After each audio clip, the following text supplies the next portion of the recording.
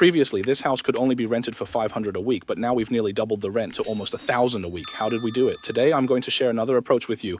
Also, this is a special case. The house wasn't purchased by us. It was given to us by a client to rent out. Before we added the granny flat at the back, it was rented out at a normal rate of $500 a week, and the surrounding rental prices were indeed around that amount. After making some selections and relisting the property this time, the rent is now $600 a week, and that's just the beginning. You'll notice that we're renting out just the front unit for $690, and later we'll build another granny flat at the back. Let's first take a quick look at the design, and in a moment you'll also see some of my communications with the tenants. Yeah. So today's open house has ended, and this was a real open house. Now, almost every Saturday, I try to find one or two properties and personally host the open house instead of my property manager. First, this allows me to stay on the front lines of the market and get the latest feedback, right? Market feedback. Second, I really like to ask tenants for their opinions, such as what they think about adding a southern extension or how they feel about the final renovation plan we came up with. After all, they're the ones who will ultimately pay for it. If you renovate it nicely, they'll be willing to pay more to rent it, right? For example, with this house, you probably never thought that previously. With the backyard, it could rent for $500. Now, without the backyard, we're still aiming to rent it out for $600. In fact, for some people, they don't want to deal with maintaining the backyard. Let me show you what I mean. If you look at what we did afterwards, you'll see that for this house, almost all of the ground has been paved with concrete. We'll go take a look at the back in a moment, but what I just told the tenant is that for both the front unit and the granny flat in the back, they'll only be allowed to use this driveway. And when it's open for viewing, hold on, I'm going to the back now. Then during the open house, I'll tell them where we'll meet and explain things like that. Sometimes it depends on the situation, but our goal is to rent out the front unit as quickly as possible.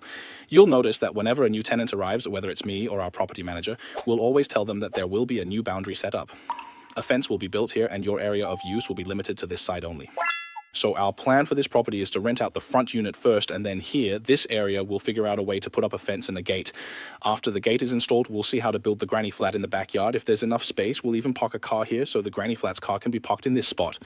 And the entire storage area here will belong to the front unit. Now, here's a little surprise for everyone. Are you ready? Let's cut to a surprise in the video. We even ran into a possum. I wonder if you can see the little one sleeping there. Oh.